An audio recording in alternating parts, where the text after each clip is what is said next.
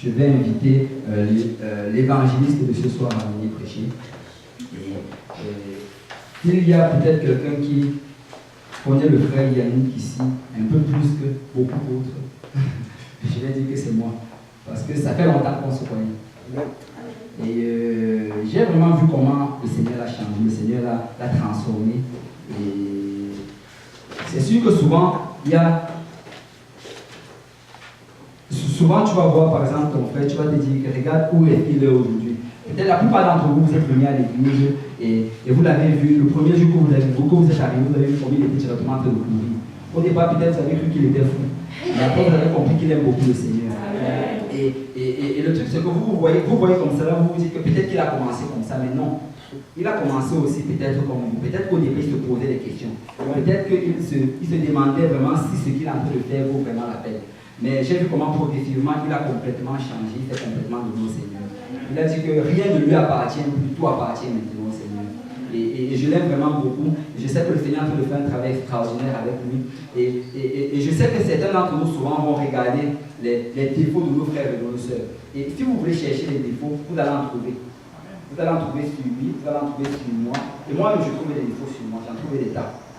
Mais il y a une chose que je sais, c'est que nous avons un Dieu. Nous avons un Dieu. Il a promis que tout ce qu'on avait à faire, c'est de rester près de lui et d'être comme de petits enfants et qu'il allait nous guider. Vous savez quoi?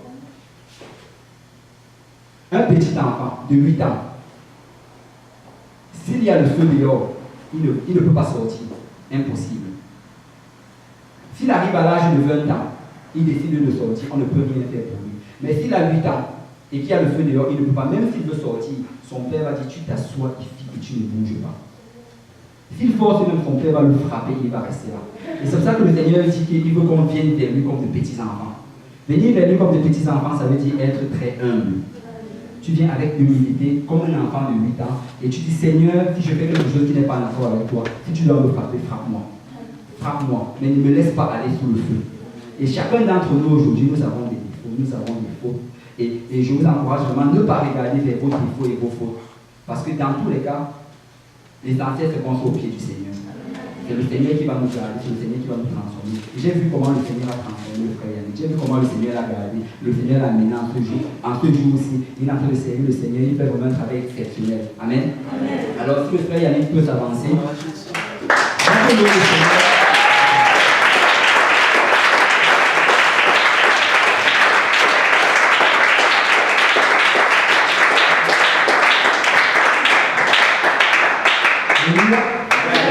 Bienvenue les Jupéniens dans la Nouvelle Baptiste.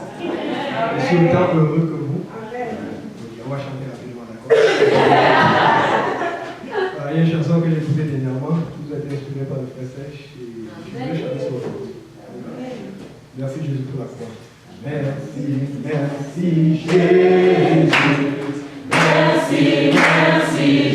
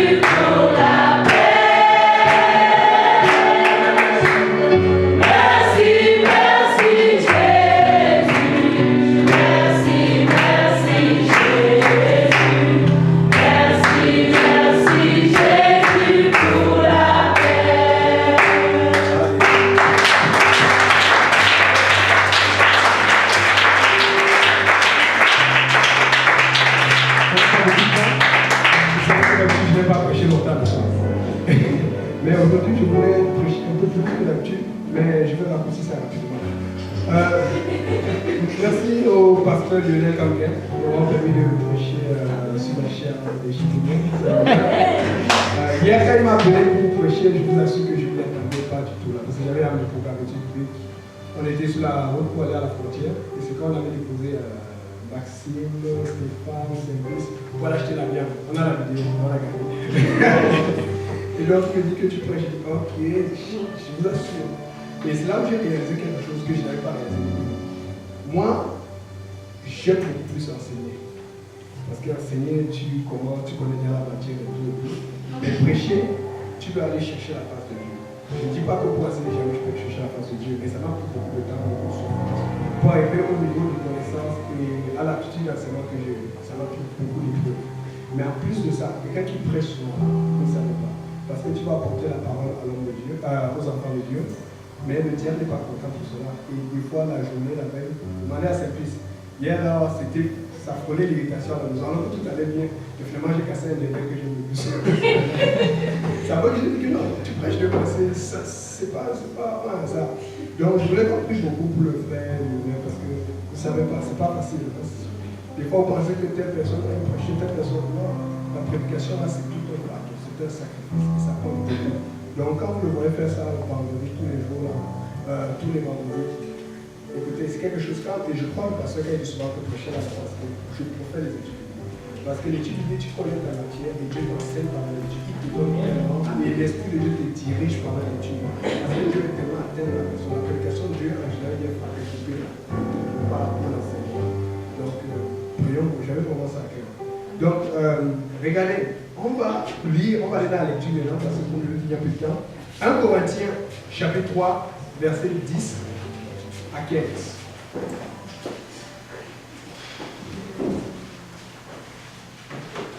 1 Corinthiens chapitre 3, versets 10 à 15. Si le frère Maxime peut lire, s'il vous plaît. Selon la grâce de Dieu qui m'a été donnée, j'ai posé le fondement comme un sage architecte et un autre bâti dessus, mais que chacun prenne garde à la matière dont il bâtit dessus. Car personne ne peut poser un autre fondement que celui qui a été posé, savoir Jésus-Christ. Or, si quelqu'un bâtit sur ce fondement avec de l'or, de l'argent, des pierres précieuses, du bois, du foin, du chaume, l'œuvre de chacun sera manifestée. Car le jour le fera connaître par ce qu'elle se relèvera dans le feu. Et le feu éprouvera ce qu'est l'œuvre de chacun. Si l'œuvre bâtie par quelqu'un sur le fondement subsiste, il recevra une récompense. Si l'œuvre de quelqu'un est consumée, il perdra sa récompense. Pour lui, il sera sauvé, mais comme au travers de ceux. Amen. Avec l'aide du Seigneur, j'aimerais prêcher un message que j'intitulerai l'examen des examens. Si le frère peut prier pour les gens.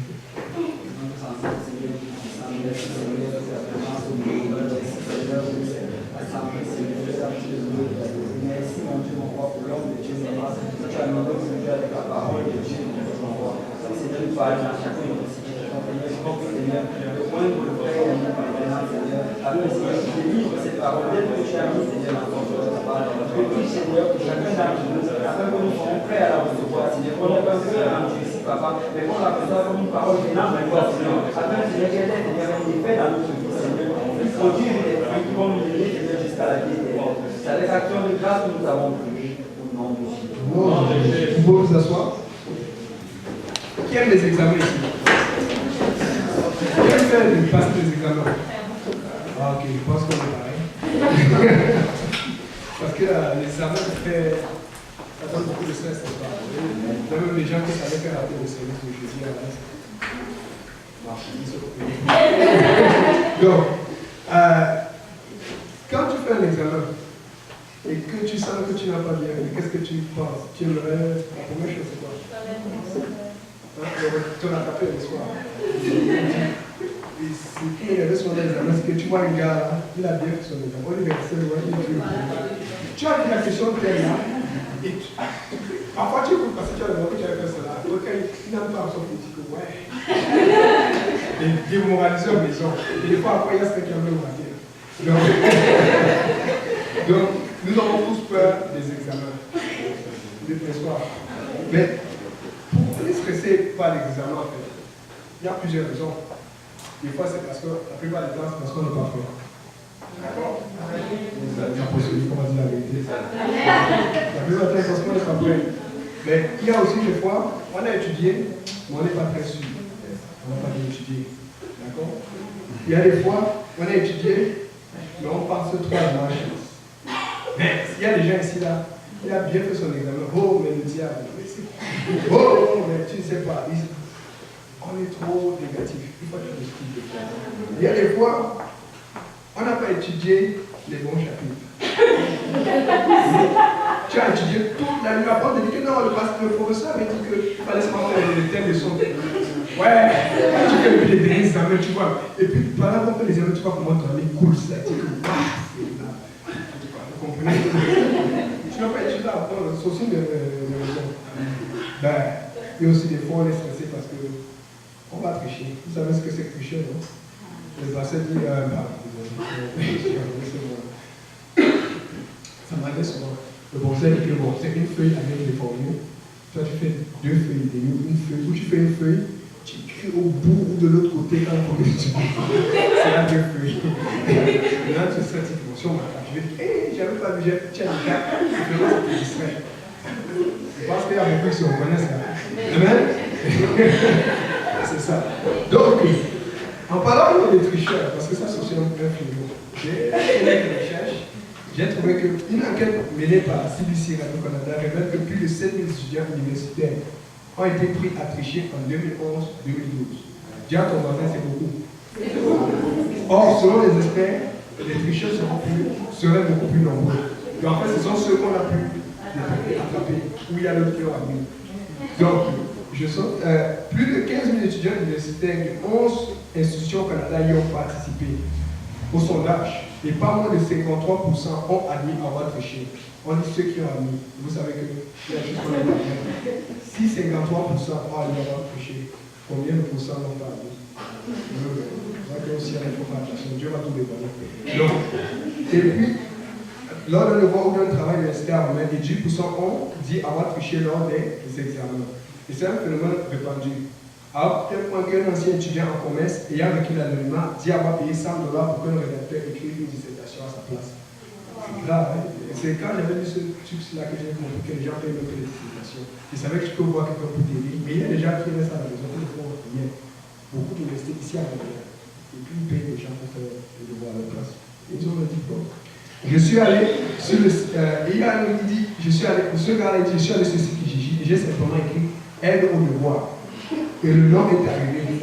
J'ai contacté la personne et ce n'était pas vraiment l'aide au devoir qu'elle proposait, c'était littéralement la rédaction complète du travail, moyennement une somme d'argent respective. À d'autres occasions, il dit avoir payé d'autres étudiants pour que ceux-ci ajoutent son nom à un travail pour lequel il n'avait pas contribué. Je sais qu'il y a des fois, je n'ai pas vraiment fait ma part, mais au moins, je n'ai pas payé beaucoup. C'est ça. Il explique qu'il a accepté de nous parler parce qu'il a abandonné ses études en commerce pour une autre discipline universitaire où il s'est heureux. Il a donc le goût de tricher. Amen. C'est ça. Donc, pour continuer, un tricheur, ce n'est pas bien. Tricher, ce n'est pas bien. Dis ça à ton voisin, tricher, ce n'est pas bien. Ok. Et quelle est la motivation des tricheurs? C'est parce qu'ils veulent échouer. Ils ne veulent pas retrograder, n'est-ce pas? Ils veulent avancer, ils veulent recevoir un prix. Mais si on regarde la motivation des tricheurs, c'est la même motivation que ceux qui ne trichent pas. Ils ne veulent pas retrograder non plus. Ils veulent avancer, ils veulent gagner un prix. Mais le seul problème, c'est que d'un côté, il n'y a pas de sacrifice. Parce que le tricheur peut avoir ça facilement, sans effort. On est d'accord? Et puis, maintenant, on sait que l'Égypte ne triche pas. Amen. On est dessus. Parce que le sondage là, c'est pour les autres. C'est même pour nous. C'est qu'il n'y a pas de tricheurs. En tout cas, c'est impossible. Que Dieu nous aide. Est-ce qu'on peut lire Matthieu 16, verset 24? Si quelqu'un l'a qui le lit. Sinon, je ne sais pas.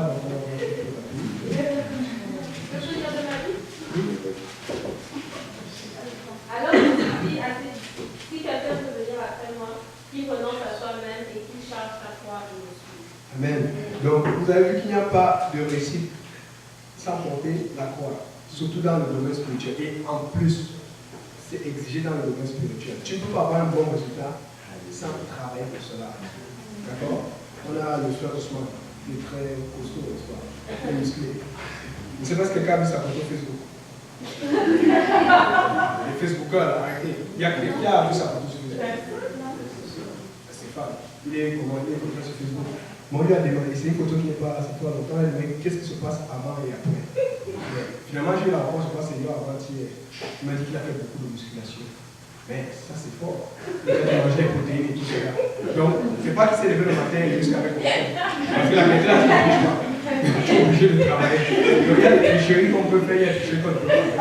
Il est parti, il a pris le bois, il a fait il est descendu, il regarde avec des petits choses.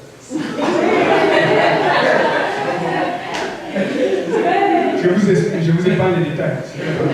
Donc, maintenant, c'est quoi l'examen exactement? La définition de l'examen, c'est une série d'épreuves que subit un candidat en vue de vérifier son degré d'instruction ou ses aptitudes. Exemple, vous savez, dans la vie, nous sommes appelés à avoir des séries d'examens, des mini-examens. On ne se rend pas compte, l'examen, ce n'est pas nécessairement sur papier. L'examen, c'est l'apprentissage de la vie. Par exemple, quand tu ne regardes pas le traverser, tu vas te faire cogner. Voilà pourquoi on nous a dit à la maison à la sortie, regarde quand tu traverses, on avait 10 ans pour commencer à aller à la boutique. Mais quand je suis arrivé à l'école et qu'on nous a enseigné ça, on nous a parlé des panneaux de signalisation, j'ai vu que c'était plus officiel et j'ai compris encore mieux l'importance de cela. On a parlé des accidents et tout. Et tout le procès témoigne de ça beaucoup. Et là, c'est devenu quoi? Ça m'a évité beaucoup d'accidents dont j'ai appris. Mais si tu te fais cogner alors qu'on t'a dit ça, tu n'as pas appris. Tu as échoué l'examen. Tu vas à l'hôpital. C'est l'hôpital seulement qui est ça. Donc, par exemple, ne pas toucher une prise. Bon. C'est clair. On a appris que le courant ici, je pense 110 volts, là-bas au pays, c'est 220 volts. On va souvent toucher, donc tu sais ce que c'est. Donc, c'est pour éviter d'être électrocuté. Donc, il y a des petits mini-examens, mais comment tu apprends ça? Parce que quelqu'un t'enseigne, quelqu'un te dit de ne pas faire. Et puis, ce sont des choses que tu prends pour acquis pour pouvoir vivre. Parce que si tu touches la prise, tu peux mourir. Si tu touches la prise, tu pars à l'hôpital. Donc, ce sont des choses qui te permettent d'avancer. Donc, il y a des examens qui ne sont pas écrits, mais qui sont des choses qui t'apprennent à avancer dans la vie. Et on a besoin de ces choses. Et, non pas, mon frère nous a parlé du feu tout à l'heure, j'ai dit qu'il est là, combien d'années ne pas jouer au du feu. Et tu évites de jouer au du feu, pourquoi? Pour ne pas te brûler. Je raconte souvent cette histoire. C'était un de mes petits cousins là. Il te dit, il te dit, et ma tante, ma femme lui dit, je t'ai dit, arrête de jouer au du feu. Et il a dit, je joue au du feu. Un jour, je joue au du feu, vous savez, le feu de bois chez nous là, qui a un beaucoup de bois là, qui s'est brûlé. Mais ma tante, c'est le genre que quelque part. Si tu n'écoutes pas, mais si quelque chose t'arrive, elle va t'oublier. Donc, quand je voulais commencer à pleurer, c'est-à-dire au moment où il commençait à se tourner, il a regardé le gars de ma tante. Il a compris que si je sors une âme ici, c'est fini. Donc,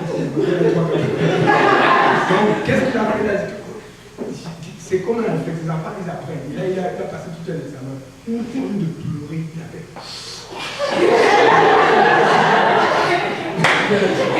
Elle est sortie doucement. Et quand il arrivait loin, on pleura.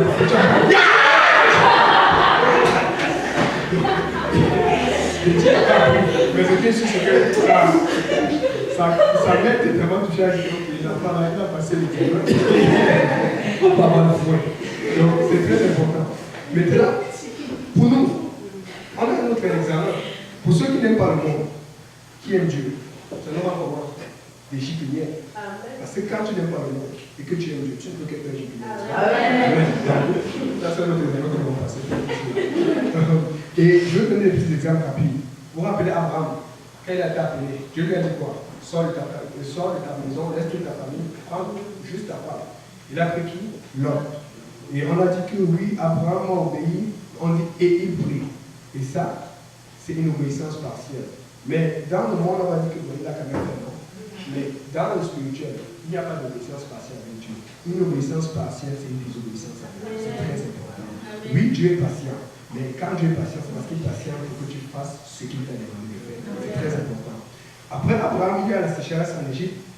Au lieu de prier Dieu, pour être dans les difficultés, comme beaucoup d'Égyptiens ont des difficultés maintenant, il va en Égypte. Il a la sécheresse à Canaan, il va en Égypte. Et on sait que c'est là où il y a eu des problèmes et Pharaon a pris sa femme, des choses qu'il ne devait pas avoir s'il avait suivi la voie de Dieu. Et puis après, il y a l'histoire de Agar. Abraham, c'est vrai, il avait 85 ans. Sa femme, avant qu'elle était jeune, elle a 65 ans. Là, elle avait 75 ans, 10 ans plus tard, il commençait à faire un peu, je ne sais pas. Bon, et puis, sa femme lui dit qu'on va voir Agar en servant. Abraham regarde. On sait qu'Agar devait être, d'après la Bible, ça devait être une égyptienne noire. Donc, il voit une jeune noire, il dit, bon, peut-être c'est la bonté de Dieu. Et puis, il tombe, comme je l'ai dit, quoi, quand Agar fait vraiment une erreur, là, c'est que c'est idiot. Abraham était un toumou, dit Abraham était un toumou. Mais c'était pas pour ça. Et le truc, c'est ceci. C'est qu'après ça, il s'est rendu compte, c'est là où est né Ismaël, de cette relation, et ça lui a créé beaucoup de problèmes. Il a compris qu'avec Dieu, il faut obéir totalement. Ne pas chercher des ajustements, ne pas regarder les circonstances, mais faire ce que Dieu demande. Amen. Maintenant, le dernier Isaac qu'on connaît, Dieu lui demande d'aller sacrifier Isaac. Quand Dieu lui demande d'aller sacrifier Isaac, vous vous rappelez ce qu'il a fait? Il s'est levé de bon matin. La Bible dit qu'il ne s'est pas levé à 8h, 9h pour dire chérie, tu sais, Dieu m'a dit d'aller sacrifier quelque chose. Parce que vous savez, chez nous, si ton père vient dire à ta mère que Dieu m'a dit d'aller sacrifier ton enfant, la mère va dire ah bon. Et puis elle va faire quoi? Elle va mettre le cabas. Vous savez, les gros endroits là. Elle attache ça. Mon fils, tu vas prendre mon fils ici. Vous savez, ça va être le dégât. Le téléphone va sonner partout. La famille va arrêter. Abraham avait tout connu ça. Il a dit non. Il a gardé ça. Il y a des choses quand Dieu te dit, garde ça pour toi. Tu es obligé de raconter ça à tout supérieur. D'accord? Et donc, et même à ça, il savait que même si ta femme était spirituelle, comme on dit, il y a souvent des femmes qui vont à l'église, qui dansent beaucoup. J'ai dit, attends, je vais faire le café. Après, j'ai le café qui met 2-3 heures là. Pour qu'ils aillent à l'autre table. Dernier café, mon fils. Ça allait être un problème. Et il voulait obéir à Dieu. Il a reconnu le problème. Ce qui veut dire que quand Dieu te parle, tu anticipes sur le problème. Et c'est comme ça qu'on a des examens personnels avec Dieu tous les jours. Mais on les échoue. Faisons attention. Il y a des petits examens que Dieu nous donne. On n'est pas encore arrivé à l'examen de l'examen. Bon. Et puis après, on va parler un peu de. On sait qu'Abraham, il était prêt à sacrifier son fils. Et au moment où il allait le faire, Dieu lui a dit arrête. Et puis après, on va parler de Jacob. Jacob, c'était un péché, on se rappelle. Il a trompé Esaü, son frère. Il a dit la soupe, il a pris son droit de l'Est. Et puis après, il a pris la bénédiction. Mais après ça, qu'est-ce qui s'est passé? Il a rencontré Dieu. Quand il rencontre Dieu, il dit Seigneur, si tu me bénis, tout là, tu seras mon Dieu et je te donnerai la dîme de tout. Mais depuis le début, on n'a jamais vu Jacob parler de dîme. Où est-ce qu'il a appris qu'il fallait payer la dîme? Vous savez, il y a des choses que vous voyez vos frères faire, vous voyez le pasteur faire, vous voyez l'église faire, mais vous ne demandez pas à le faire parce que vous dites que Dieu ne va pas encore dire. Mais Dieu sait que vous voyez cela. Il faut faire attention. Il faut passer l'examen de la dîme. Il faut passer l'examen de servir Dieu, d'aller plus loin. Ne reste pas stable en te disant que non, ça va là où je suis. Il faut avancer avec Dieu. D'accord? Et puis, plus tard, ce qui est là, c'est que quand il a fait ce vœu-là, il faut regarder que c'est un vœu de prospérité. Il n'a pas fait d'engagement vraiment de servir Dieu. Parce qu'il dit que tu seras mon Dieu, mais il dit si tu me donnes de la vie, si tu me donnes de la nourriture, tu me donnes des vêtements, parce qu'il savait que chez lui, il avait tout ça. On a amené les soeurs qui ne sait pas. Il comprend que si son père pouvait le nourrir, si son père avait des moutons et des brebis, autant qu'il avait, c'est parce que son père payait sa dîme. Il a compris qu'avec Dieu, si tu veux être béni, tu dois payer ta part. C'est ça. Et maintenant, plus tard, on se rend compte qu'il se fait aussi tromper surtout, il tombe avec Léa, mais il n'a pas, mais il aimait Rachel. La Bible dit dans Genèse 29, on ne va pas lire, que Léa souffrait beaucoup. Dans d'autres versions, on dit qu'il haïssait carrément Léa. Pourtant, il avait déjà un contrat avec Dieu. Un chrétien ne peut pas haïr quelqu'un d'autre, même si c'est pas femme. Et puis, mais Léa a beaucoup souffert de cela. Et on se rend compte qu'à un moment, Rachel se fâche et dit donne-moi des enfants. Mais lui, il ne priait pas pour Rachel. Si vous lisez la Bible, vous allez voir que c'est Rachel qui a intercédé vraiment pour son cas. Pourtant, Isaac, son père, avait intercédé pour Léa, pour avoir des enfants. Mais pourquoi Jacob ne faisait pas ça? Pour Rebecca. Merci. Pour Rebecca, sa femme, merci. Désolé. Et puis, pourquoi il faisait ça? C'est simple. Léa avait beaucoup d'enfants et lui, il pouvait jouer avec les enfants. Mais Rachel était très belle. Et gardait la cigarette. Il avait le bon temps. Il n'avait pas encore changé ce gars. C'était autre photo. Petit ballon. Donc, et puis après, vous avez vu qu'à un moment, tu dois rencontrer Dieu. Dans Genèse 32, verset 23 à 28, ce qui avait inspiré M. Abou de me donner le nom, je dis bien. Là où il est avec Dieu, qu'est-ce qui se passe? Là, Dieu lui l'arrange. Il se met à boiter. La Bible dit qu'il n'a pas marché différemment, il a boité. Parce que quand Dieu te touche, tu vas marcher différemment.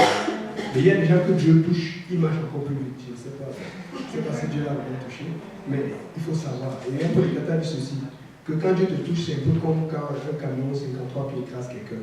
S'il écrase quelqu'un, la personne va être totalement appuyée. Mais il y a des gens que le camion écrase, mais ils sont totalement ronds, ils sont encore plus gros. Donc, faites attention. Maintenant, quelqu'un peut lire Genèse 33, verset 1 à 3. Jacob leva les yeux et regarda, et voici Ésaü arrivait avec 400 hommes. Il répartit les enfants entre Léa, Rachel et les deux servantes. Il passa en tête les servantes avec leurs enfants, puis Léa avec ses enfants, et enfin Rachel avec Joseph. Lui-même passa devant eux, et il se prosterna en terre 7 fois, jusqu'à ce qu'il fût près de son frère. Ok.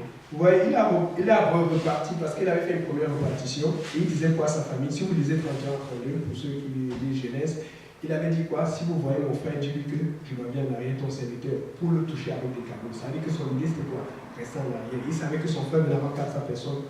Écoutez, Jacob, pour avoir une famille, il avait 4 femmes et 12 enfants. Ça faisait quoi? Ils étaient 15 environ, peut-être les serviteurs, je pense pas qu'ils étaient plus de 100. Donc si Isaïe vient à sa rencontre avec 400 personnes, je ne pense pas que c'est pour que 4 personnes saluent une personne chaque. C'était vraiment pour se venger de ce qu'il avait fait. Et là, il avait peur. Et là, il était prêt à être lâche comme auparavant. Il n'avait pas changé. Il avait juste un peu de prospérité. Et c'est ça le problème. Beaucoup de gens, quand Dieu le dit, ils sont là. Mais si Dieu ne le dit pas, où tu seras? Parce que le vrai examen, ce n'est pas quand il y a l'argent. Le vrai examen, c'est quand il n'y a rien du tout. Quand il n'y a rien du tout, qu'est-ce que tu vas faire?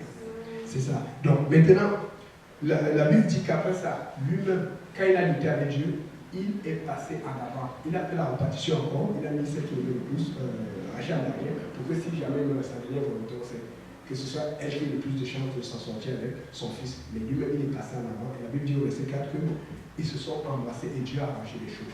Mais même si Dieu n'arrange pas les choses, comment tu vas faire s'il n'y a rien? Il ne faut pas qu'on soit ici là juste parce que Dieu nous le dit.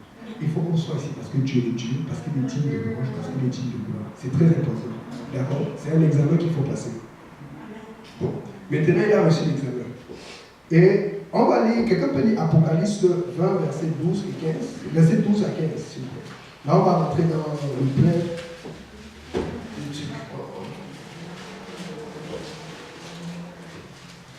Et je vis les morts, les grands et les petits, qui se tenaient devant Dieu. Les livres furent ouverts, et un autre livre fut ouvert, celui qui est le livre de vie. Et les morts furent jugés selon leurs œuvres, d'après ce qui était écrit dans ces livres. La mer rendit les morts qui étaient en elle, la mort et les séjours des morts rendirent les morts qui étaient en eux, et chacun fut jugé selon ses œuvres. Et la mort et le séjour des morts furent jetés dans les temps de feu. La seconde mort, quiconque ne fut pas trouvé écrit dans le livre de vie, fut jeté dans les temps de feu. Ok. Amen. Si vous voyez, Satan, le frère Léonard, devant le service aujourd'hui, il a parlé d'Apocalypse, n'est-ce pas? Il a parlé de comment Dieu va revenir bientôt. Donc, il nous conduisait déjà ce message. Et il a dit ceci qui est très important, que les choses vont arriver vite. La fin arrive vraiment. Le dernier examen, c'est celui-là. Le dernier examen arrive vraiment. Mais si vous faites l'étude biblique, on vous apprend qu'il y a 2 tribunaux. Il y a un tribunal là où ceux qui n'ont pas persévéré, ceux qui n'ont pas été repentis, remplis du Saint-Esprit, baptisés au nom de Jésus-Christ, vont passer. C'est le trône blanc. Ça, c'est vraiment un endroit où il ne faut pas passer. Mais l'autre tribunal, qui n'est pas en tant que tel qu'un tribunal, c'est un tribunal de récompense. C'est là où nous allons aller pour voir qui aura plus de frères, ou aura 2 maisons de plus que peut-être le frère Joël, je ne sais pas, pour voir les récompenses. Là où tu n'as pas à t'inquiéter. Et c'est de ça qu'on parlait, on dirait, quand le frère Maxime a lu au départ, qu'il sera néanmoins sauvé par le feu, mais il n'aura rien. C'est-à-dire que tu vas peut-être aller rendre visite aux gens toute ta vie. Bon, je ne vais pas dire ce cas. Moi, je vais comme nous rendre visite sur mon ciel. Mais nous sommes dans l'examen des examens. Celui-là où les gens vont trembler. Écoutez, vous ressentez le stress quand vous avez l'examen, n'est-ce pas? Vous ressentez le stress pendant l'examen. C'est après l'examen que c'est fini. Parce qu'après l'examen, le stress sera fini. Parce que vous serez dans la joie, vous serez dans la souffrance. Mais il y aura le stress encore. Ce stress que vous ressentez sera multiplié. Pourquoi? Parce qu'à cet examen-là, il n'y a pas de rattrapage. C'est un examen là où tu dis que oh, je vais mieux faire. Tu ne peux pas dire que là où je vais mieux faire au final. Je vais prendre, si je reprends le cours, je vais vraiment bien étudier cette fois-ci. Il n'y a pas de ça. C'est le dernier examen. Tu ne peux pas jouer avec cet examen-là. C'est très important. Et comment vous préparez-vous à ces examens? Quel est votre quotidien en vue du résultat final? Et pour arriver à cet examen, ce n'est pas un examen où tu fais comme les tricheurs, là, tu payes quelqu'un, et puis quelqu'un va venir dire que, ok, j'ai fait beaucoup de vie dans la moitié. Ça ne marche pas comme ça. C'est chacun pour soi. Voilà pourquoi Jésus a dit, celui qui veut me suivre, qui renonce à lui-même, qui renonce à lui-même, et qui porte sa croix et me suit. Quelqu'un ne va pas porter la propre croix. Tu vas porter ta propre croix. Très important. Maintenant, quel conseil pour les façons de se préparer cet examen? Il y a une préparation en solitaire, par la prière. Il faut prier et méditer la parole tous les jours. Il y a une préparation en groupe, par les activités de l'église. Chipénière, il faut être là, ne manquez pas, c'est très important. Si vous ne pouvez pas vraiment être là, et que vous êtes à Québec comme Sœur Sophie, vous allez en ligne, vous cliquez. Si jamais un problème Internet, vous attendez la vidéo. On est un peu là. Il y a aussi, vous n'avez pas remarqué que souvent, quand les jeunes étudiants ont des problèmes avec leurs examens ou avec leurs cours, ils vont voir qui? Le prof, ou le chargé de cours, ou celui, parce qu'ils sont déjà enseignés, il y a des séances spéciales. Pourquoi? Parce que c'est celui qui a la connaissance pour te transmettre. Vous devez aller voir le pasteur constamment. Vous devez avoir un pasteur. Comme le frère de Yolande a dit dernièrement, tu ne peux pas être sauvé sans un pasteur. Vous devez aller voir le frère constamment. C'est très important. Maintenant, je faisais encore une autre recherche et je suis tombé sur quelque chose qui va un peu me surprendre. N'ayez pas peur, la chef. Ça parlait du stress des examens. Et ça, c'est pas biblique. Ça, c'est québécois. Et c'est aussi pour beaucoup d'autres provinces.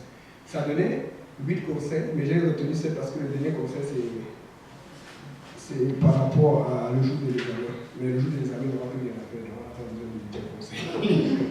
C'est ça.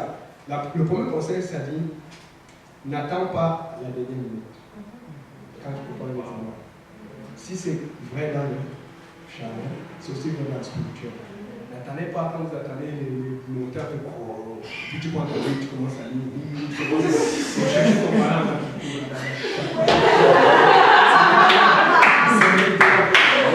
Le deuxième conseil, toujours que j'ai trouvé sur le net, pour ne pas être trop stressé, pour être prêt pour l'examen, ça dit planifie ton temps d'étude. Vous avez besoin d'une étude biblique. Si tu ne fais pas, si tu ne dois pas une étude biblique, tu peux faire une étude biblique.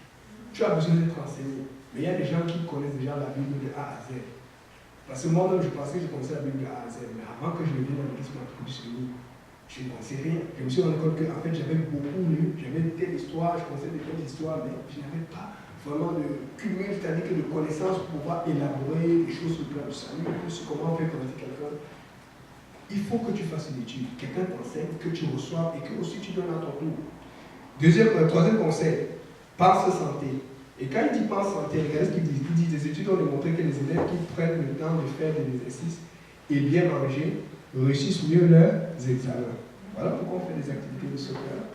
On fait aussi des chilling, mais les chilling scientifiques, sans alcool, et avec les mesures bizarres. C'est ça. Mais aussi, ils disent qu'ils mangent santé. Qu'est-ce que tu manges? Qu'est-ce que tu reçois? Qu'est-ce que tu regardes? Donc, écoute, quand tu prépares ton examen, je l'ai dit, je vais vous donner un exemple. Je me rappelle quand je travaillais, quand c'était en Côte d'Ivoire, j'ai étudié à l'étranger ici, là. Ça a dû dans le spirituel, mais j'ai la paix. Mais avant, c'était dur, je n'avais pas la paix. Et j'avais un travail, j'avais une manufacture là. Je faisais de l'emballage, des boîtes et tout. Mais ça m'aidait à faire des études parce qu'au moment c'est chaud, on n'envoie plus l'argent. Vous savez que quand tu es étranger, là, ça coûte très cher. Donc je devais réussir à. J'avais beaucoup quoi réussir. Mais j'avais pris beaucoup de retard sur tous les cours. Et je ne savais pas comment faire. Mais gloire à Dieu, ils ont dit que le chiffre de soir que je faisais, tous les chiffres devaient venir de ma tête. On avait le choix. Donc j'ai dit que non, c'est trop pour moi. J'ai eu la vigueur pour sortir. Je ne veux pas sortir de travail comme ça. Et je suis allé, j'ai fait tout ce que j'avais appris. J'ai dit, Seigneur, je vais faire comment? Je vous assure, j'ai fermé mon téléphone. J'ai fermé, j'ai repris l'appel téléphone. Je me suis concentré à la maison. Je m'appelle j'habité au Côte-Salut, à Côte-de-Déjà. Je me suis concentré. Vous savez, le genre, aujourd'hui dans le spirituel, il faut pas s'enlever. La maman t'appelle, ah, tu fais, non, je te dis, maman, je vais être concentré. Oh, mon fils, c'est bien, tu dis, j'ai besoin de. Ils sont contents. Aujourd'hui, tu fais quoi? Je lis la Bible. Encore la Bible. Quand il m'appelait, j'étudiais, j'étais content. Oh, après, on veut t'envoyer plus d'argent. Après, maintenant, tu fais quoi? Tu as même peur de dire que tu étudies la Bible. Ah, maman, je dis, maman, je me cultive.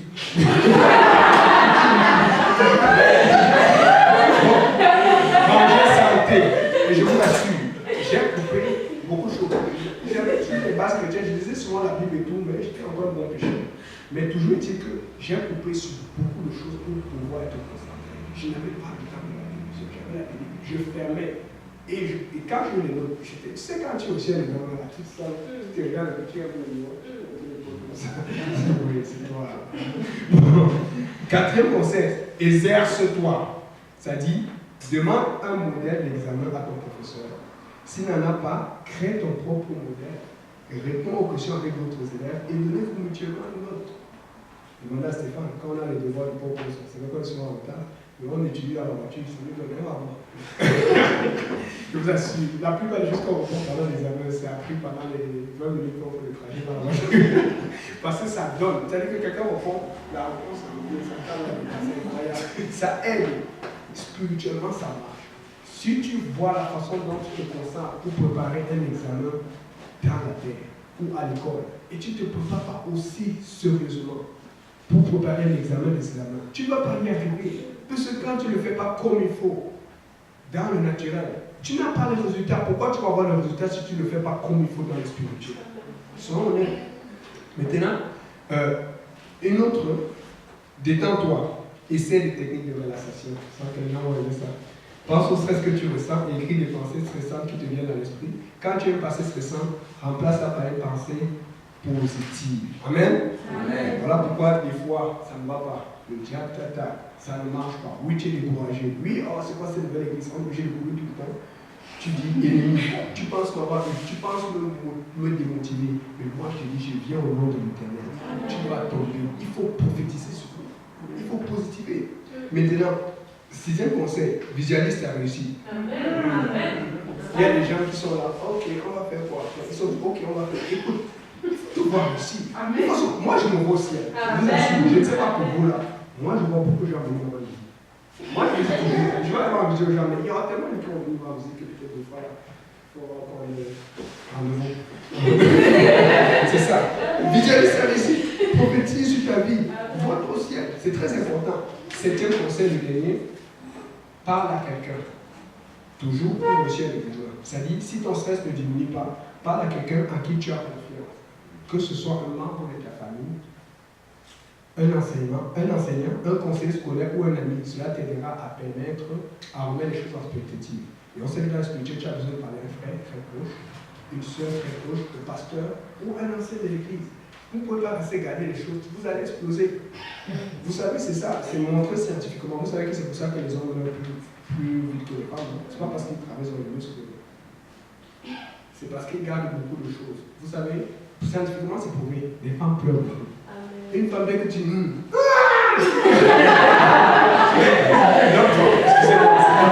j'ai extrapolé, mais les hommes, même si ça ne fait pas. Et puis c'est quand il dirait qu'il c'est ça. Mais ils gardent beaucoup. C'est pour ça qu'ils sont souvent la dépression, les crises cardiaques, le stress, ce n'est pas bon. C'est pas bon, même pour travailler dans le serveur, pour travailler le stress, ce n'est pas bon. Tu as besoin de parler à quelqu'un qui est déjà qui. Mais dans le naturel, tu peux parler à un professeur. Et regardez, ils ont bien choisi un membre de la famille, un enseignant, un conseiller scolaire, un ami, non pas n'importe qui. Donc, quand tu es stressé, on ne va pas donner ça à la radio parce qu'il y a des radios GTV. On a ouvert la radio officiellement, office de radio ici à GTV. Bon, donc, maintenant, on va faire une petite illustration. Je veux, parce que, écoutez, j'avais à cœur de faire ça, on va finir avec ça. Pourquoi? Parce qu'il faut qu'on comprenne ce qu'on va ressentir à cet examen. Et si vous comprenez ce qui va se passer, vous allez voir, des fois, quand tu es en train de faire l'examen, je t'assure, tu es en train de sentir que tu es en train de réussir, tu sens que non, ça va être difficile. Dès que tu commences l'examen, vous avez remarqué, je ne sais pas si tu es comme moi, mais il y a des examens qui sont assez difficiles. Directement, je vais deuxième question, troisième, quatrième, cinquième, mais il y a d'autres. Tu te sens inspiré, tu vas pas attendre de regarder la deuxième, tu finis, ok. Oh, oui, aussi ça. On va faire une illustration pour vous montrer que, écoutez, vous allez voir comment l'illustration va se diriger. Et si vous regardez comment l'illustration se dirige, vous allez savoir où vous allez être maintenant. Si vous êtes du bon côté ou du mauvais côté. Nous ne sommes pas là pour vous juger, mais je veux que vous, dans vos convertis à l'Éternel, vous sachiez où vous allez. On va chercher les jurys. Moi, je suis des gens qui sont durs là. Quand tu fais la photo, tu tombes dessus. Ta soeur Agnès, tu peux venir avec la chaise.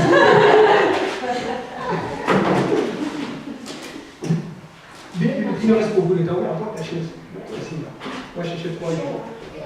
Ici, ici.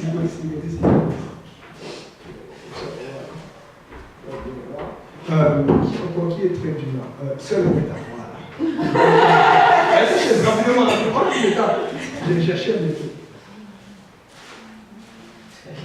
Bon, les femmes elles sont un peu trop dures. Il faut qu'on regarde un peu. Ah bon, quelqu'un qui sache. On va calmer un peu la situation. Arrête la chaise.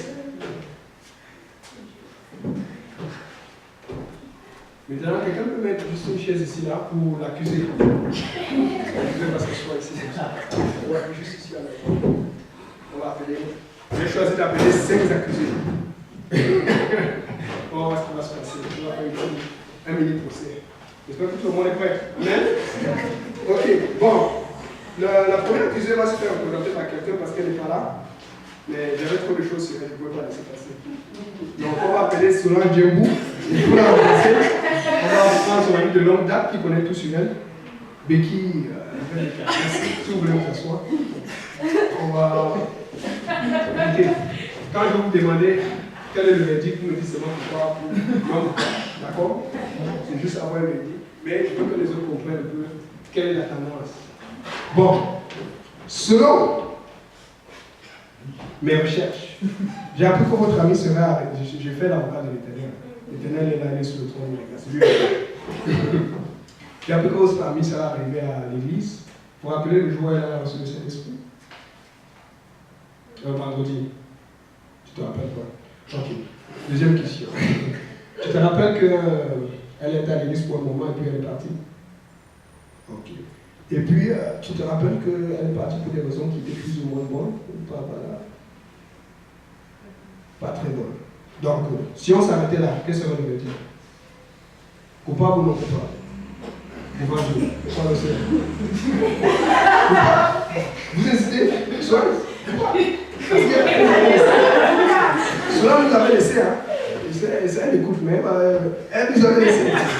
Mais maintenant, j'ai apporté une preuve. Les gens vont se rappeler de ça. Excusez-moi, je vais partager la preuve. Tout le monde va se rappeler de ce mec. Elle va me tuer, elle va me tuer après.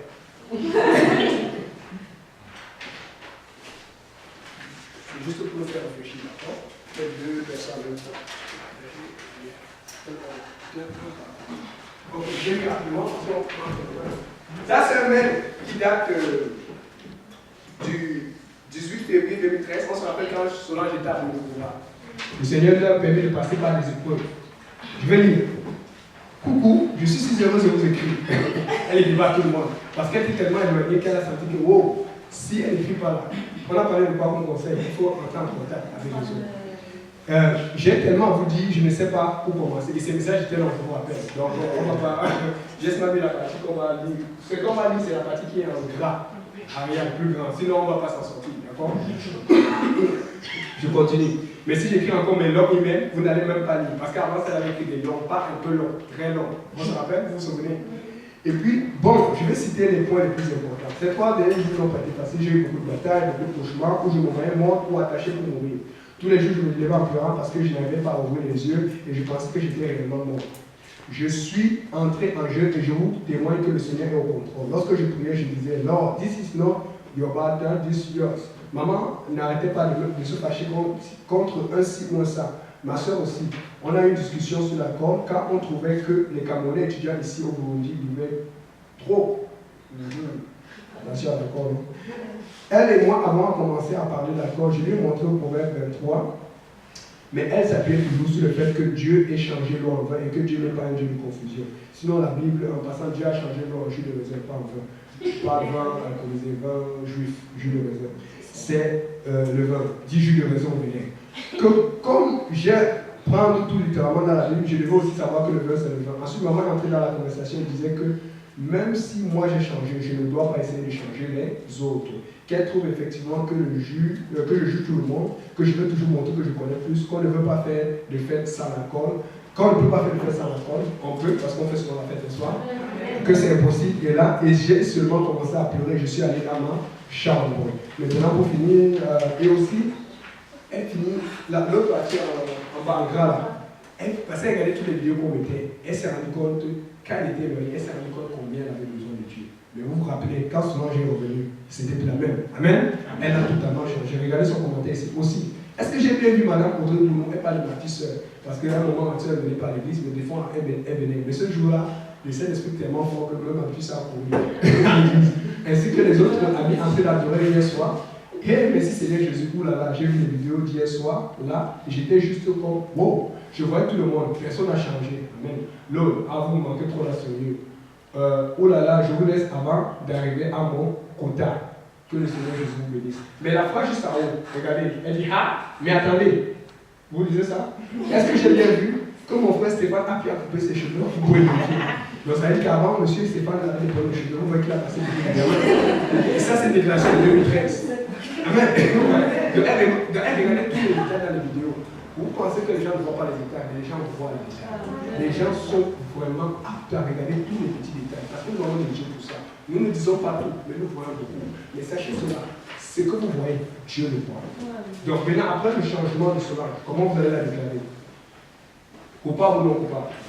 Non coupable. Vous comprenez la direction. Regardez votre vie. Regardez avant, regardez après. Regardez vos ancêtres. Vous allez savoir si vous êtes coupable ou non coupable devant Dieu.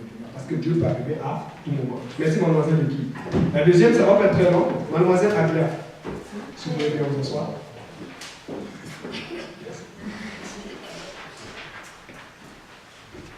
Est-ce que vous vous rappelez de votre témoignage sur vos aveux que vous avez fait à une soirée JPNL le vendredi? Oui? Vous avez fait un témoignage qui a été pris en vidéo qui est sur YouTube. Vous vous rappelez avoir envoyé des choses? C'est la rébellion. C'est la rébellion. La rébellion. Ok, vous pouvez me donner des mots, juste deux petites mauvaises choses que vous avez envoyées. Vous vous rappelez que vous avez dit que vous avez une façon de choisir des amis, de faire des choses, de marcher avec les groupes, n'est-ce pas? À JPD, on aime tout le monde, n'est-ce pas? Amen. Si on s'arrêtait là, on allait la déclarer coupable. Vous rappelez après votre conversion, je vais vous rappeler en vidéo si vous voulez. Nous avons eu une discussion un jour après l'étude, je pense ce soir, ou à lundi. Une discussion quand vous accompagnez, là vous habitiez avant sur les proches du Concordia. Vous vous rappelez de cette discussion?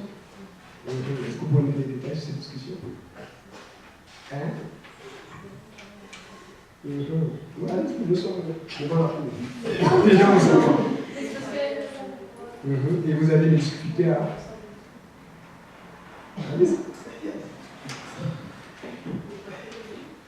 Apporter les jus.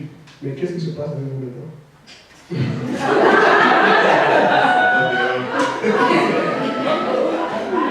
Dites-moi, quand vous avez des difficultés, est-ce que vous avez abandonné? À un moment de votre vie, vous m'avez parlé des problèmes de finances à la famille, bon, je ne vais pas revenir dans les détails, et vous étiez sur le point de laisser votre appartement où, non? Est-ce que vous l'avez laissé? Vous avez tenu, n'est-ce pas? Parce que vous étiez en train de grandir. Et puis, est-ce que c'est ça qui vous a amené à l'appartement à l'Est? Après, vous avez eu l'appartement à l'Est? À l'Est, ici, là où vous êtes. Mais ce que je veux savoir, c'est que le bail était fini là-bas. Donc, vous n'avez pas de problème. Est-ce que, dites-moi honnêtement, est-ce que ça aurait été la même chose si vous aviez laissé l'appartement? Okay. Donc, au vu de la situation, comment vous l'avez déclaré? Non, merci, mademoiselle.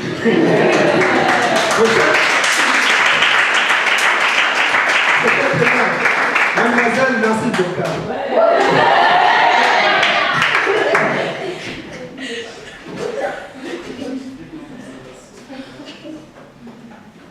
Mademoiselle, merci, docteur. Est-ce que vous vous rappelez de votre première rencontre? Sous l'influence de Mademoiselle Chamira, elle ne m'a pas envoyé chercher Mademoiselle Nancy. Elle parlait de ça, parce que par là, on connaissait bien, comment on était très gentils. On est toujours gentils, mais c'est juste qu'on ne fait pas de sacrifice. Est-ce que vous vous rappelez de votre témoignage à Jupiter à vendredi? Vous vous rappelez de quelques années que vous avez fait? 2 années, juste 2 années. Oui. Ok, oui, vas-y. C'est ça. Un témoin qui est venu là-bas, on va accepter le témoin. Elle avait dit qu'elle changé au niveau de quand la santé était en fait. Non, avant. On est avant. On ne veut pas savoir. Anna veut qu'elle était. Comment elle était? C'est X. C'est pas ça, on va parler. Merci, mon soeur.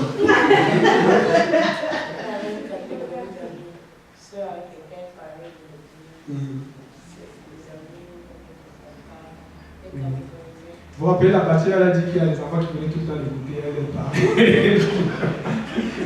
Ça, c'est la partie qu'elle connaît, c'est très amusant. Donc, c'est ça. Donc, si on s'arrêtait là, vous la déclarez. Ok, non, on va pas s'arrêter là. Donc, mademoiselle, si vous vous rappelez qu'un jour, après un service puissant dans le Saint-Esprit, nous avons accompagné, je ne sais pas si on était avec, je ne sais pas qui on était, mais on vous a accompagné chez vous, là vous habitiez sur des carrés. Vous vous rappelez, nous m'avons donné un paquet. Qu'est-ce que contenait ce paquet?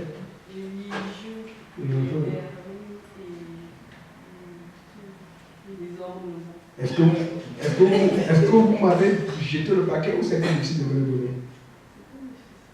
Est-ce que j'ai dit un peu comme l'arracher?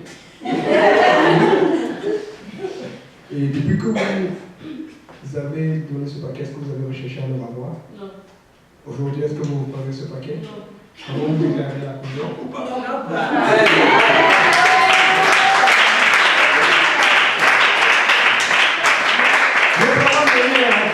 Qui a payé? Mademoiselle Palinga Nino.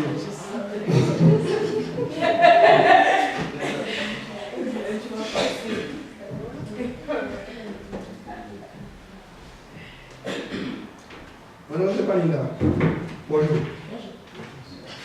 Est-ce que vous vous rappelez d'une situation dans laquelle vous auriez, vous et vos amis, vos anciens amis, encadré Mademoiselle Loretta pour lui faire le coup?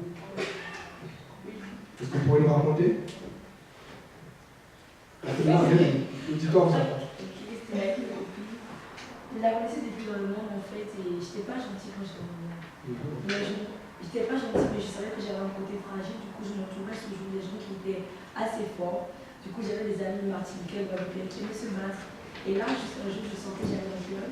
Et là, j'ai vu Loretta qui, très amie et Vanessa, c'est comme si elle me suivait, elle donnait les rapports à ma soeur et elle dit mais Palinga, on t'a pas interdit de sortir, alors là, qu'est-ce que tu fais dehors?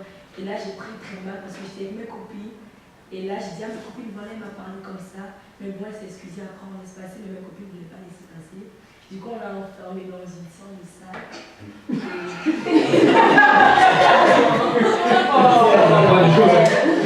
Laissez-la plusieurs répondre. Mais c'était ça quand même, elle est sentie mal et on n'était pas gentils. Comment elle s'est sentie mal? Est-ce qu'elle a pleuré? Est-ce qu'elle a beaucoup pleuré? Oui. Comment vous déclarez la joie?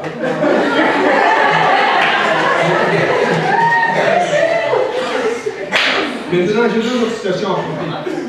Mademoiselle Palinga, est-ce que vous vous rappelez un jour à l'étude biblique, quand vous habitiez en 30 rue Ontario S, appartement 6, est-ce que vous vous rappelez que vous étiez assis sur une chaise basse, une position bizarre? Oui ou non? Ben, la position, si vous la voyez là maintenant, elle serait bizarre. Mais qu'est-ce qui a fait à ce que vous soyez confortable? C'était très bon, Est-ce que vous avez lutté avec ça auparavant? auparavant, oui, j'ai lutté pour porter des très longs jupes. Vous vous rappelez d'une jupe bleue dont vous parliez beaucoup aussi? Oui. Est-ce que vous aurez pu vous asseoir dans cette position avec votre jupe? Et est-ce que tout le monde, est-ce que les gens se sont sentis mal à l'aise dans votre présence dans cette position? Pourquoi? Parce que j'étais très contente. Ah bien. Bon, deuxième truc, est-ce que vous vous rappelez qu'un jour vous êtes arrivé en retard au propos institut? Vous avez rencontré une personne que je n'aimerais pas nommer dans le métro pour nous raconter cette rencontre? Juste nous dire ce que vous avez vu, comment vous êtes senti. En fait, c'était quelqu'un avec qui j'étais dans le monde et j'étais au métro, j'attendais parce que j'étais en retard au propos, j'étais juste assise dans ma même jupe comme ça. Et là, le métro s'ouvre, je vois la personne et là, il me fait qu'est-ce qui s'est passé? Là, j'ai rentré le signal. Et là, il fait comme le métro s'est refermé automatiquement et il est parti. Ça m'a vraiment fait. Mais vous m'avez dit auparavant, quand vous voyez dans cet accoutrement, vous étiez gêné. Ouais, Ce jour, est-ce que vous avez été gêné? Comment vous déclarez-vous? Vous avez refusé? Non, pas.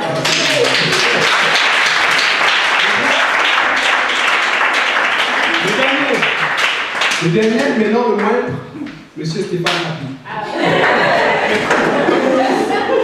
Si Monsieur Stéphane veut venir s'asseoir, rappelez-moi s'il vous plaît.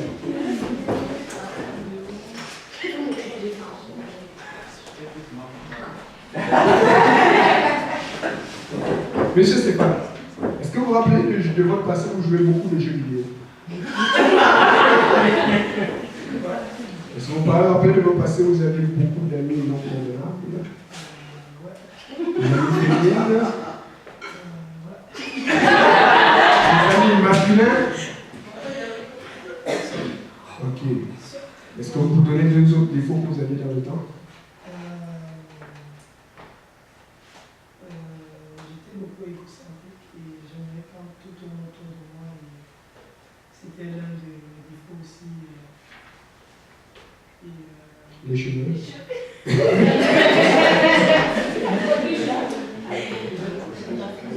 C'était aussi question d'habitude parce que j'avais été habitué à avoir beaucoup de cheveux. Comment vous décririez dans le couple? On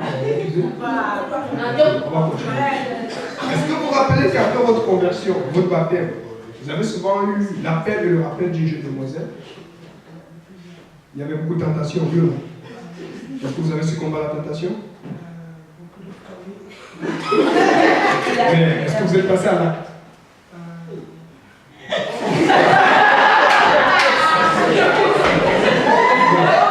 Ça après la vraie conversion.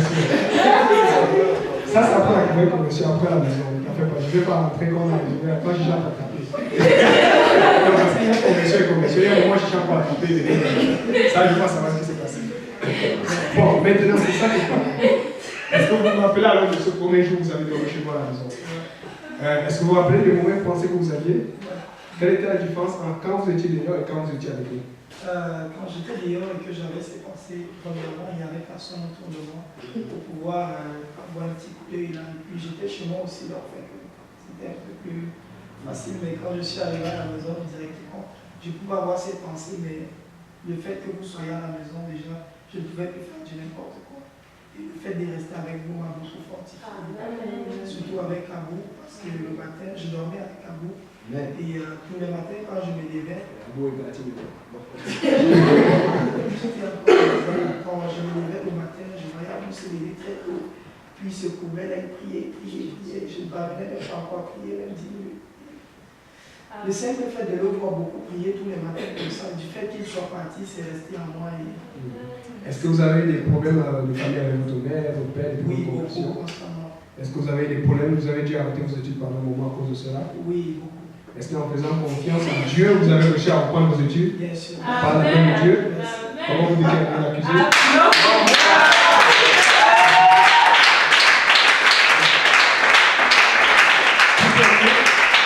Je vais lire 2 Corinthiens 5. Quelqu'un peut lire 2 Corinthiens 5, verset 10.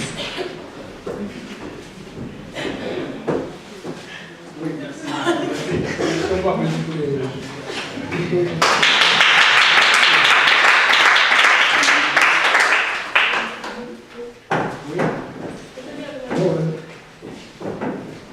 Car il nous faut tous comparaître devant le tribunal de Christ, afin que chacun remporte en son corps selon ce qu'il aura fait, soit bon soit mal. Ici, on parle du second tribunal, parce que en français, tu ne peux pas le voir, mais en grec, tu le vois. Ce tribunal, le mot en grec, ce qu'on passe dans l'enseigne, c'est lima. Ça veut dire récompense. Ça vient du même mot qu'on utilisait quand on faisait les Olympiades chez les Romains. On mettait quelqu'un à chaque étage et puis on lui donnait une récompense. On ne mettait pas quelqu'un à chaque étage pour le payer. Donc, il y a le tribunal pour ceux, les Jupiniens, qui vont préparer jusqu'à la fin.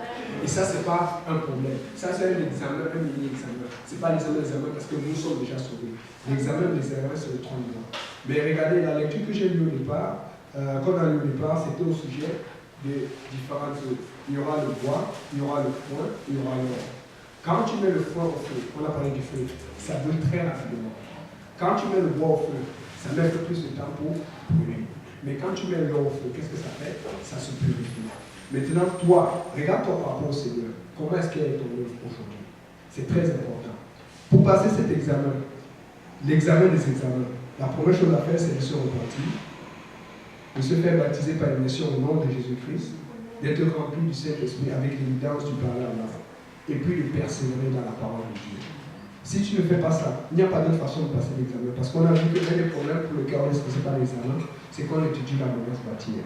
Si tu ne fais pas ça, c'est que tu as eu une mauvaise enseignement. Tu étudies la mauvaise matière. La bonne matière apostolique qui est dans la Bible, c'est la façon dont on a prêché le plan de salut, l'acte de travail. Donc que le Seigneur Jésus nous bénisse. Amen.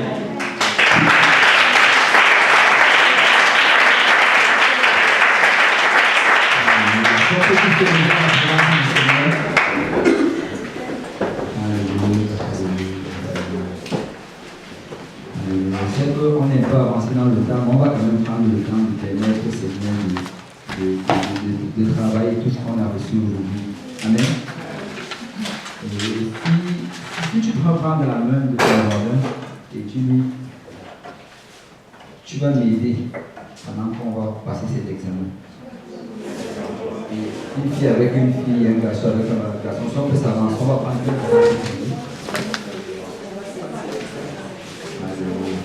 Parce que c'est un examen que tu ne veux pas manquer. Tu peux manquer de tous les examens qui sont sur cette terre. Quel que soit l'auteur, ou bien quel que soit ce que tu as payé pour faire un examen ici, tu peux le manquer, mais celui que tu ne dois pas manquer, c'est l'examen du ciel. Amen. L'examen du ciel. Et on ne peut pas le réussir par nous-mêmes, mais c'est par Dieu qu'on peut le réussir. Et aujourd'hui, j'aimerais vraiment qu'on prenne quelques minutes et qu'on demande au Seigneur de nous aider. De nous aider à réussir cet examen-là. Vous avez suivi chacune des étapes que ça prend pour réussir. Et vous pouvez vraiment faire le parallèle avec vos examens qu'on vous donne à l'école. Et c'est exactement ça. Vous devez vous préparer pour cela. Tu ne peux pas réussir un examen sans te préparer.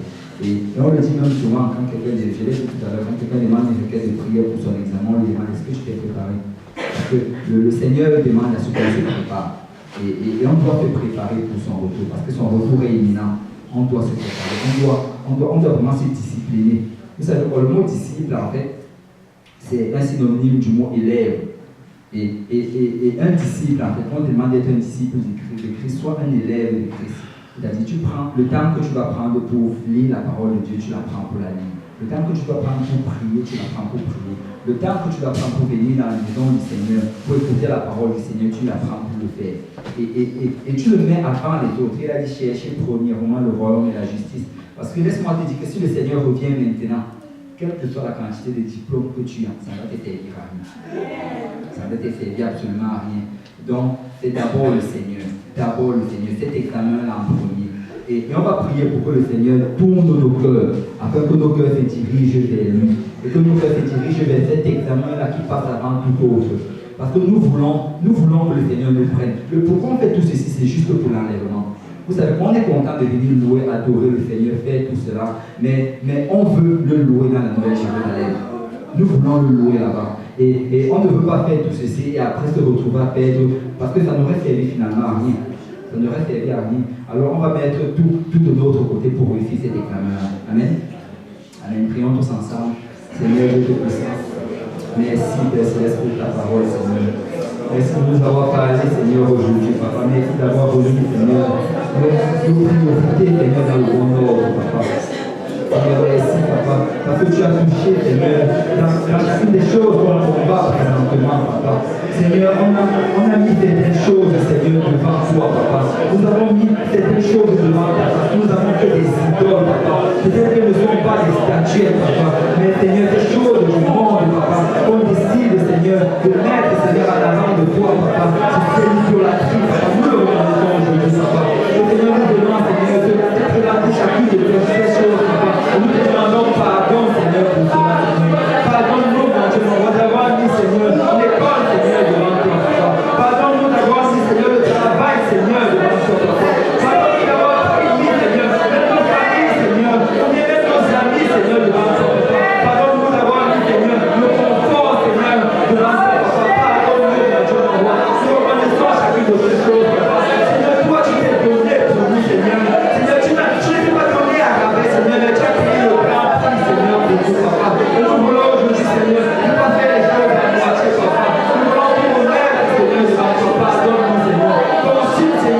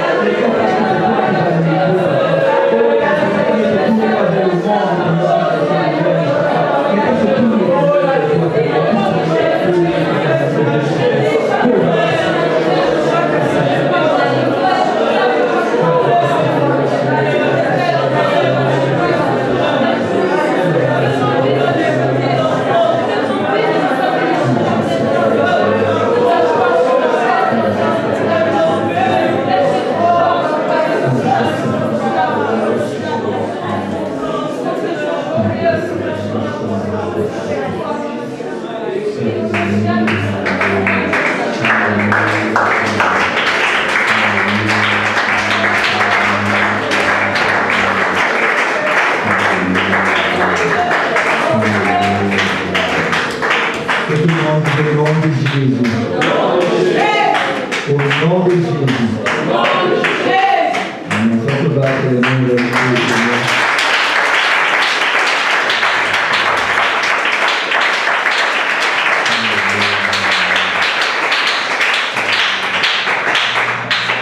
Le Saint dit ceci, s'il y a quelqu'un ici qui n'a pas encore reçu le Saint-Esprit, aujourd'hui c'est son jour, il peut le recevoir aujourd'hui. Parce que la Bible dit qu'au dernier jour, au son de la trompette, au signal d'un archange, que le Seigneur Jésus va descendre du ciel et va descendre, il va rester suspendu dans les airs. Et on dit que les morts en Christ vont ressusciter premièrement. Et ceux qui seront vivants vont être transformés en un instant. Et vous savez quoi, Paul est même encore plus précis là-dedans. Il dit que c'est encore plus vite même que le commande d'un œil. Donc vous savez quoi, quand le frère Yannick disait tout à l'heure que celui qui attend la trompette avant de commencer à parler en d'autres langues, il sera trop tard. Parce que aussi vite que la trompette sonne, aussi vite que tout se passe, aussi vite que les gens montent. Parce qu'en un clin d'œil, ils vont être transformés et ils vont monter vers le Seigneur dans les airs. Et ainsi ils seront toujours avec le Seigneur. Et c'est là maintenant qu'il y aura le chaos sur la face de la terre. Et vous savez quoi, pour monter, ça prend le Saint-Esprit. Ça prend le Saint-Esprit. Parce que la Bible dit que si tu n'as pas l'Esprit de Dieu, tu ne dois appartenir. Tu dois avoir l'Esprit. Pour que tu lui appartiennes ce jour, il faut que tu sois rempli du Saint-Esprit. Et c'est vraiment ça. La Bible appelle même le Saint-Esprit là le sceau. C'est un sceau. C'est comme si on a marqué ce sceau-là sur toi. Pourquoi qu'il va revenir, ce sceau-là va briller, c'est ce sceau-là qui va t'amener vers lui. Tu vas être attiré vers lui par cela. Et c'est pour ça aussi qu'il a dit que si tu n'es né d'eau et d'esprit, tu ne peux entrer dans le monde des cieux. Ça prend naissance d'eau, ça prend naissance de l'esprit. Donc si quelqu'un n'a pas encore reçu le Saint-Esprit, il peut le recevoir. On peut prier pour lui, il le reçoit aujourd'hui même. Le frère Wilson l'a reçu dans la voiture. Tu peux le recevoir n'importe quel moment. Mais c'est le moment, c'est le moment. L'Esprit du Seigneur est parmi nous. Et tu peux le recevoir. Et si tu n'as pas encore été baptisé de tes péchés, pour le pardon de tes péchés, on dit baptisé. Pierre dit, acte chapitre 2, repentez-vous et que chacun de vous soit baptisé pour le pardon de vos péchés. Si tu n'as pas été baptisé au nom de Jésus-Christ comme il dit, tes péchés ne sont pas encore pardonnés. Parce que Pierre a dit clairement, vous pouvez faire avec le projecteur, ça va être plus facile, mais vous regardez dans votre Bible plus tard, acte 2, 38. Repentez-vous que chacun de vous soit baptisé au nom de Jésus pour le pardon de vos péchés. Et vous recevez le Saint-Esprit. Et ça prend cela justement parce que la Bible dit que rien n'est pur au ciel. Il faut que tu sois purifié par le sang de l'agneau. Et comment est-ce que tu es purifié? Il a dit que celui qui invoquera le nom du Seigneur sera sauvé. Et le seul endroit dans la Bible où on invoque le nom du Seigneur sur toi, c'est dans les eaux du baptême. Que gardes-tu? Lève-toi maintenant, sois baptisé en invoquant le nom du Seigneur. Et c'est en ce moment-là que tu as le pardon de tes péchés. Amen. Amen. Et j'aimerais qu'on finisse ici avec une prophétie. J'aimerais que tu dises à ton voisin, je vais t'aider à réussir cet examen. Que le Seigneur vous bénisse. Amen. Que le Seigneur vous bénisse.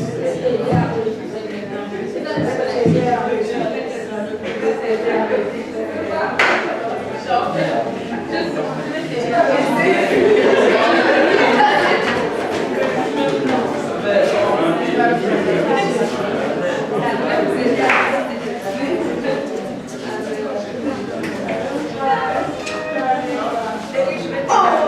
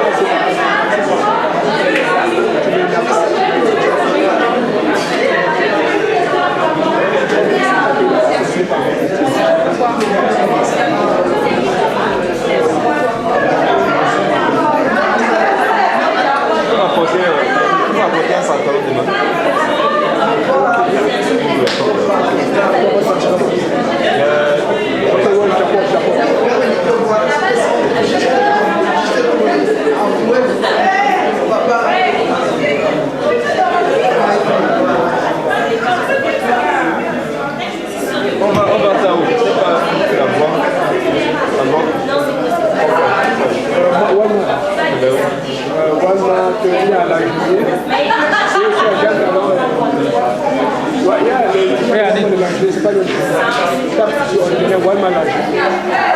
Oui, mon frère, quel est le problème? Ici, on est là, on va aller, on n'attend pas la panine, on va aller s'amuser quoi. On va aller soit chez moi, soit chez toi. On va aller, on a soit. Tout le monde a fait. Aller chez qui? Soit chez moi, soit chez les filles. Je sais qu'il y a quelque chose chez toi. C'est moi, lui, là. Elle a te demandé d'amener le plateau que j'aimerais besoin. C'est déjà libre. Mais demain, en venant, on va se mettre en fait.